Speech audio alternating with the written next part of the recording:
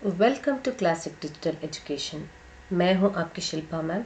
आज हम पाठ सुजान भगत उसका अगला भाग है, 8वां भाग, उसे हम सीखने और पढ़ने जा रहे हैं। डियर फ्रेंड्स, अभी तक मेरा चैनल सब्सक्राइब नहीं किए हैं तो प्लीज़ सब्सक्राइब करके वीडियो को अंत तक देखिए, क्योंकि आज भी हम second PUC Karnataka state board second PUC very important lesson पढ़ने जा रहे हैं। सबसे पहला लेसन है प्रेमचंद जी से लिखित कहानी है सुजान भगत। उसमें भाग 8, क्योंकि पिछले भाग में हमने देखा है कि सुजान भगत का जो अपने ही घर में वो किस तरह अनादर किया जाता है और उसके प्रति उत्तर में वह कुछ भी नहीं बोलता है और उसके मन में सोच लेता है तय करके आगे क्या करता है, हम अभी भी उसे कंटिन्यू करके सीखेंगे। चलो देर न करते हुए शुरू करेंगे सुजान भगत। इसमें ससंदर्भ के लिए 4 अंकों का क्वेश्चंस ज़रूर पूछते हैं। कोई भी भाग में से आप पूछ सकते हैं, क्वेश्चन पेपर में पूछ सकते हैं। और जो भी टेक्स्ट बुक एक्सरसाइजेस पोर्शन है उसमें 1 मार्क क्वेश्चंस, अभी तक 1 मार्क क्वेश्चंस के साथ साथ MCQs last year 2023 question papers में अपडेट किए हैं। उसमें क्या है, MCQs ऑल्सो एडेड। सो MCQs के लिए भी कई बार क्वेश्चंस पूछ सकते हैं, ठीक है। इसलिए पाठ को ध्यान से देखिए, सुनिए और अभ्यास कीजिए। सुजान को सबसे अधिक क्रोध किस पर होता है? बुलाकी पर ही था, क्योंकि ये लड़कों के साथ मिली हुई है और इनको पता होना चाहिए कि इतने सालों से मेरे साथ संसार परिवार चला रही है, घर गृहस्थी जोड़ी है मैंने, कितने मुश्किल से सब कुछ कर लिया है। लड़कों को ना मालूम तो भी एटलीस्ट इसको पता होना चाहिए था। दिन को दिन, रात को रात मेहनत करके मैंने ये सब कुछ संभाल लिया है और अब मेरा जो भी हिस्सा है उसमें से मैं किसी दूसरों को नहीं दे सकता हूँ। कानून से अभी भी मेरा ही हक बनता है। ऐसे पेड़ के नीचे जाकर बैठकर सोचने लगता है, सोने नहीं सोचने लगता है। और आगे कंटिन्यू करेंगे। देखिए, अभी पेज नंबर आपके टेक्स्ट बुक में 7th पेज नंबर से कंटिन्यू करेंगे। इसमें किसी के बाप का क्या साझा, अब इस वक्त मनाने आई है मैंने फूल की छड़ी से भी नहीं छुआ। नहीं तो गांव में ऐसी कौन औरत है जिसने खसम की लातें न खाई हो, कभी कड़ी निगाह से देखा तक नहीं। रुपये पैसे लेना देना सब इसी के हाथ में देख रखा था। अब ये रुपये जमा कर लिए हैं तो मुझी से घमंड करती है। अब इसे बेटे प्यारे हैं, मैं तो निखटूं, लुटाऊं, घर फेंकूं, घूंगा हूँ। मेरी इसे क्या परवाह, तब लड़के न थे जब बीमार पड़ी थी और मैं गोद में उठाकर बैठ के घर ले गया था। आज इसके बेटे हैं और यह उसकी माँ है, मैं तो बाहर का आदमी। इस तरह अपने आप में सोचने लगा है। पत्नी पर गुस्सा कर रहा है, क्योंकि गांव में ऐसा कोई भी औरत नहीं है जिसने अभी तक अपनी पति से एक बार भी मार खाई नहीं। और इसको तो मैंने कड़ी निगाह से भी नहीं देखा है, मतलब क्रूर दृष्टि से या गुस्से की नज़र से कभी नहीं देखा। फिर अब बच्चों से मिली हुई है, रुपये पैसे लेन देन जो भी था मेरा और मेरा संपूर्ण जो घर गृहस्थी इसके हाथ में जमा लिए। अब रुपये इकट्ठा करने के बाद मुझी से घमंड करने लगी है, बच्चों से मिली हुई है मेरी, इसे क्या परवाह है, परवाह ही नहीं करती है। तब लड़के नाते एक बार तो मैंने इसे जब वो बीमार पड़ी थी तब मैं गोद में उठाकर उसे वैद्य के पास लेकर गया था। अब बच्चे हैं, बेटे हैं, बड़े हैं, कमाऊ करने लग गए हैं, लेकिन मैं अब बाहर का आदमी हूँ, ऐसे सोचने लगता है। आगे कंटिन्यू करेंगे। मुझसे घर से मतलब ही क्या, बोला, अब खा पी कर क्या करूँगा, हल जोतने से रहा, फावड़ा चलाने से रहा, मुझे खिला पिला कर या खिलाकर दाने को क्यों खराब करेगी। रख दो बेटे, दूसरी बार खाएंगे। अब तो वो गुस्से से क्या कह रहा है पत्नी से, मुझसे घर का मतलब ही क्या है, घर में रहने का मतलब नहीं है ना, मुझसे परवाह ही नहीं है, तो खा पी कर क्या करूँगा। अब तो उम्र हो गया है, अब हल जोतने से नहीं होगा, फावड़ा चलाना नहीं होगा, और मुझे खिला पिला कर दाने को क्यों खराब करते हो, बच्चों को दे दो। अगर बच्चों का खाना हो गया है तो दूसरी बार खाएंगे, तो उनको दे दो। मुझसे क्यों बोलते हो कि खाना खाओ, खा पी कर मैं क्या कर सकता हूँ, मैं तो बूढ़ा आदमी हूँ। इस तरह अपने आप पर कुस रहा है। नेक्स्ट, बुलाकी, तुम तो जरा जरा सी बात पर तिनक जाते हो यानी गुस्सा होना। तिनक जाना मतलब गुस्सा होना, मुहावरे वाला शब्द है, ठीक है, गुस्सा होना। सच कहा है बुढ़ापे में आदमी की बुद्धि मारी जाती है। ये तो सच ही बोलते हैं ना, क्योंकि कहावत है बुढ़ापे में आदमी की बुद्धि यानी सोच बीमार पड़ जैसे कि कम हो जाती है, ऐसे बोल रही है। भोला ने इतना तो कहा था कि इतनी भीख मत ले जाओ, या और कुछ बोला है। भोला ने नहीं ना, इतना ही कहा है कि भीख इतना मत ले जाओ, और भीख को भीख की तरह दी जाती है, ऐसे ही कहा ना, इससे ज्यादा और कुछ कहा क्या। क्यों इतनी छोटी सी बात पर तुम खामखा गुस्सा कर रहे हो, तिनक जा रहे हो, इस तरह बताती है सुजान। हाँ हाँ, बेचारा इतना कहकर रह गया, तुम्हें तो मजा तब आता जब वो ऊपर से 2-4 डंडे लगा देता। क्यों, अगर यही अभिलाषा है तो पूरी कर लो। भोला का खा चुका होगा, बुला लाओ। नहीं नहीं, भोला को क्यों बुलाते हो, तुम ही ना जमा दो 2-4 हाथ, इतनी कसर है। कसर मीन्स द्वेष, वो भी पूरी हो जाए। ऐसे बेचारा इतना ही कहकर रह गया है। हाँ हाँ, ठीक ही कह रहे हो, भीख मत ले जाओ, ऐसे ही कहा ना, इतना ही कह दिया बेचारा पापा। लेकिन तुम्हें तो तब मजा आता तब जब वो भीख मत ले जाओ ऐसे बोलते हुए 2-4 डंडे लगा देता, तो तुम्हें मजा आता। यही तुम्हारी अभिलाषा यानी इच्छा, ठीक है, अभिलाषा यानी इच्छा, तुम्हारी यही आशा थी, है तो पूरी कर लो, अभी बुला लाओ। भोला को खा चुका होगा।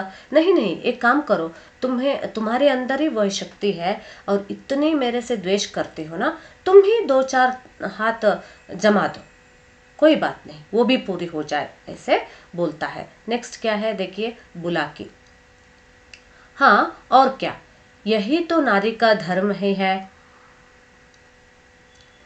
अपने भाग सराहो की मुझ जैसी सीधी औरत पाली, जिस बल चाहते हो बिठाते हो, ऐसी मुंहजोर होती तो तुम्हारे घर में एक दिन भी निबाह न होता। निबाह यानी निर्वाह, ठीक है।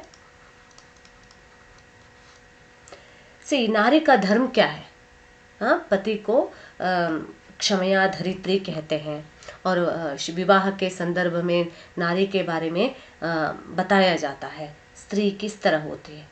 और नारी धरती जैसे पवित्र होती है, माँ जैसे उसमें करुणा दया भावना होती है। अब तुम बोल रहे हो ना, हाँ हाँ, यही है नारी का धर्म, शायद 2-4 हाथ पति को मारना, यही है नारी का धर्म। अपने भाग के लिए तुम्हें सराहना चाहिए, सराहना मतलब प्रशंसा करना चाहिए, क्योंकि तुम्हें ऐसी जो सीधी औरत मिल गई है। अगर कोई और मुंहजोर होती तो तुम्हारे घर में एक दिन भी वह निर्वाह नहीं कर पाती, घर छोड़ के चली जाती। और सुजान, हाँ भाई, वो तो मैं ही कह रहा हूँ कि देवी थी और हो, मैं तब भी राक्षस था और अब भी दैत्य हो गया हूँ। बेटे कमाऊं हैं, उनकी सी ना कहोगी तो क्या मेरी सी कहोगी, मुझसे अब क्या लेना देना है। राइट, वो दोबारा कहता है, हाँ भाई, मैं वैसे ही कह रहा हूँ कि तुम देवी हो, तब भी देवी थी, अभी भी देवी हो। मैं तो राक्षस था ना, पहले, अब दैत्य बन गया है। राक्षस में कम से कम थोड़ा सा एटलीस्ट मानवीयता रहता है, लेकिन दैत्य में कुछ नहीं देखते हैं। दैत्य सीधे सीधे निगल जाते हैं सबको। तो ऐसे बोल रहा है। अब बच्चे कमाने लग गए हैं, कमाऊं यानी कमा रहे हैं। ओके, उनके से ना कहोगे, उनसे ना कहोगे तो मुझसे कह के क्या मतलब है? लेना देना कुछ भी मेरे से नहीं है ना, तुम्हें बच्चों से ही मतलब है, तो उनसे उनसे उन्हीं से कह दो। बुला के, तुम झगड़ा करने पर तुले बैठे हो और मैं झगड़ा बचाती हूँ कि 4 आदमी हंसेंगे। चलकर खाना खा लो सीधे से, नहीं तो मैं जाकर भूखी सो रहूंगी। तुम भूखी क्यों सो रहोगी? तुम्हारे बेटों की तो कमाई है। हाँ, मैं बाहरी आदमी हूँ। तो यहाँ बुला की क्या कहती है, तुम्हें झगड़ा करना है ना, अब तो तुम झगड़ा करते हो, लेकिन मैं तो यहाँ झगड़ा बचाने आई हूँ, क्योंकि 2-4 लोग सुनेंगे, 4 आदमी सुनकर हम पर हंसेंगे, इसलिए। अभी तक उसने कभी नहीं सोचा था, जब सुबह भीख मंगा घर के सामने आकर भीख मांग रहा था, तब उनके सामने ही अपमान कर रहे थे, तब उनको समझ में नहीं आया था। लेकिन अब बोल रही है कि 2-4 लोग सुनेंगे, हंसेंगे, इसलिए चलकर खाना खा लो, सीधे से ऐसे बोलती है। और कहती है, अगर तुम नहीं खाओगे तो मैं भी नहीं खाऊंगी। ये तो पत्नी धर्म हो रहता है, हमेशा हर घर में ऐसे ही होता है। अगर घर में पति गुस्सा करके खाना नहीं खाता है तो पत्नी भी खाती नहीं है और कहती है कि मैं भी नहीं खाऊंगी, इस तरह करते हैं। और सुजान, तुम क्यों भूखी सो रहोगी? तुम्हारे बच्चों की तो कमाई है ना, तुम जाकर खा लो, और मैं यहाँ बाहरी आदमी हूँ, मेरे से क्या लेना देना, राइट? तो तुम खाकर सो जाओ, इस तरह कहता है। नेक्स्ट पेज में देखिए, बुला के, बेटे तुम्हारे भी तो हैं। सुजान, नहीं, मैं ऐसे बेटों से आया, बाज यानी छोड़कर, ठीक है, छोड़कर किसी और के बेटे होंगे। मेरे बेटे होते तो क्या मेरी दुर्गति होती? बुला की, गालियां दोगे तो मैं भी कुछ कह बैठूंगी। सुनती थी मर्द बड़े समझदार होते हैं, पर तुम सबसे न्यारे हो। न्यारे यानी प्यारे, अलग। आदमी को चाहिए कि जैसा समय देखे वैसा काम करे। अब हमारा और तुम्हारा निबाह इसी में है कि नाम के मालिक बने रहें। नाम के मालिक मतलब नाम के वास्ते अधिकारी या यजमान, स्वामी बने रहें, और वही करे जो लड़कों को अच्छा लगे। मैं ये बात समझ गई, तुम क्यों नहीं समझ पाते? जो कमाता है उसी का घर में राज होता है। वेरी इंपॉर्टेंट सेंटेंस है dear students, because many years they have asked this question. जो कमाता है उसी का घर में किसका राज होता है, इस तरह क्वेश्चंस कई बार क्वेश्चन पेपर में पूछा गया है। मैं बिना लड़कों से पूछे कोई काम नहीं करती। तुम क्यों अपने मन की करते हो? इतने दिनों तक तो राज कर लिया, अब क्यों इस माया में पड़े हो? आधी रोटी खाओ, भगवान का भजन करो और पड़े रहो। चलो खाना खा लो। बुला के अब उत्तर में क्या कहती है, बेटे तुम्हारे भी तो है ना? लेकिन सुजान कहता है, मेरे बेटे नहीं है, मैं ऐसे बेटों से छोड़ के आया हूँ, मेरे ऐसे बेटे नहीं हैं, क्योंकि किसी और के बेटे होंगे। अगर मेरे संस्कार मेरे बच्चे में होते तो मेरे से मेरी इस तरह दुर्गति नहीं होती। दुर्गति यानी गति जो अच्छी नहीं होती है ना, वैसे स्थिति बुरी स्थिति नहीं होती, इस तरह कहता है। लेकिन बुला की तब उत्तर में क्या कहते हैं, अगर बच्चे नहीं है, इनके नहीं है तो किसका होगा, राइट?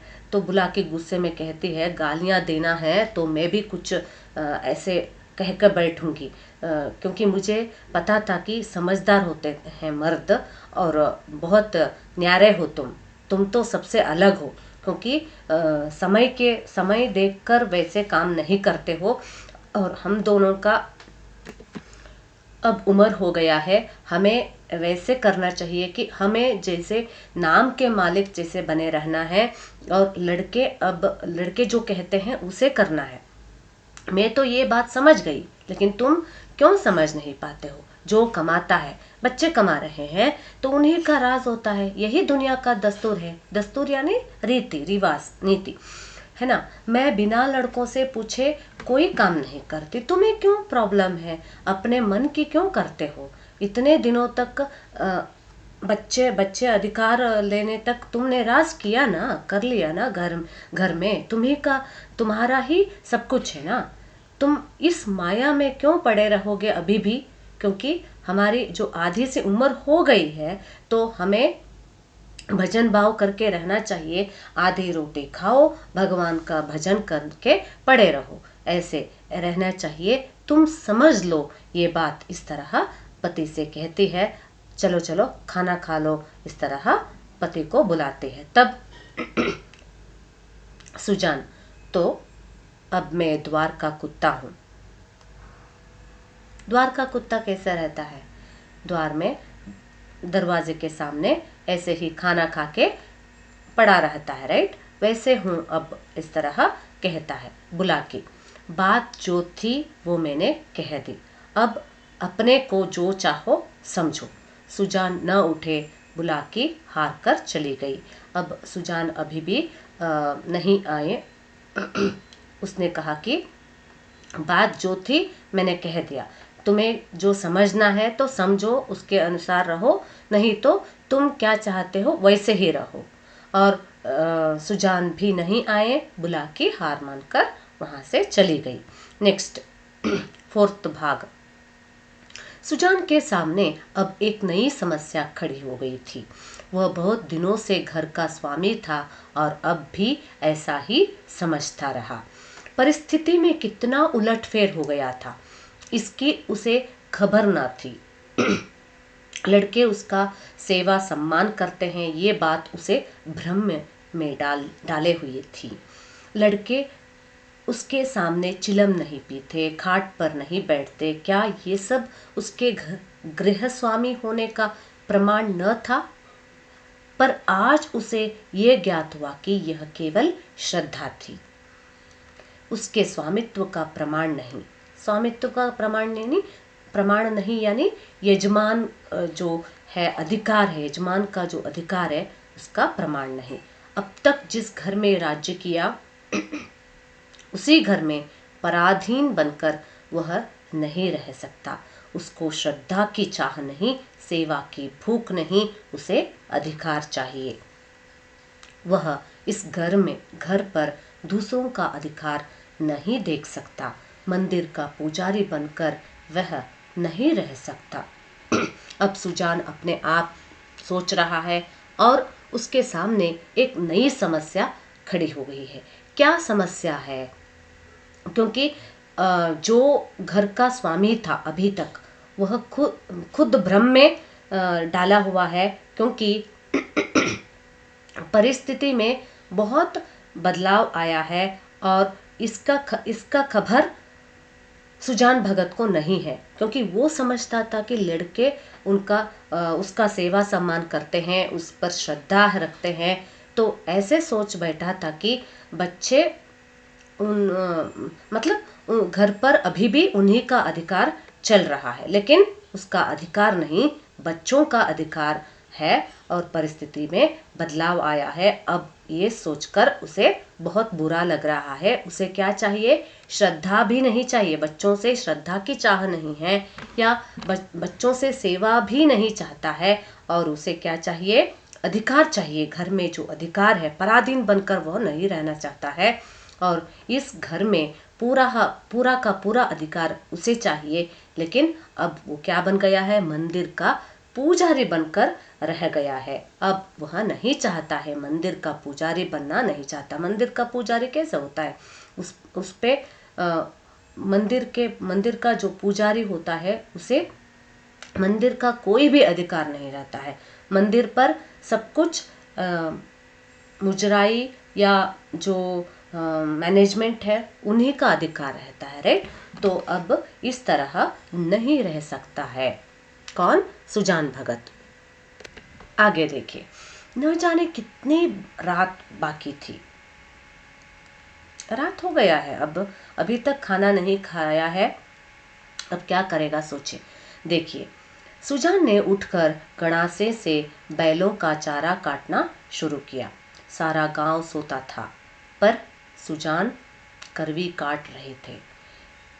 इतना श्रम उन्होंने अपने जीवन में कभी ना किया था। जब से उन्होंने काम करना छोड़ा था, बराबर चारे के लिए हाय हाय पड़ी रहती थी। शंकर भी काटता था, भोला भी काटता था, पर चारा पूरा ना पड़ता था। आज वह इन लौंडों को दिखा देंगे चारा कैसे काटना चाहिए। उनके सामने कटिया का पहाड़ खड़ा हो गया है और टुकड़े कितने महीने सुडौल थे, मानो सांचे में ढाले गए हों। अब वह क्या करता है, रात हो गया है और अभी तक उसे नींद नहीं आ रही है, क्योंकि अभी वो सोच रहा है न जाने कितनी रात बाकी है, और सुबह होने से पहले अपने लड़कों को दिखाना चाहता है कि वो कैसे परिश्रम करता था। क्योंकि बैलों को चारा काटना इतना आसान नहीं होता, लेकिन सुजान जब युवक था, उसमें जब शक्ति थी, तब वह बहुत काम करता था, मेहनत करता था, परिश्रम करके इतना चारा काटता था कि 2 लोग जो शंकर और भोला भी नहीं काट पाते, उतना चारा एक दिन में वो काट के लाता था। लेकिन अब कैसे, आधा अधूरा चारे के लिए हाय हाय पड़ी रहती है कभी कभी, क्योंकि शंकर भी काटता है, भोला भी काटता है, लेकिन चारा पूरा ना पड़ता था।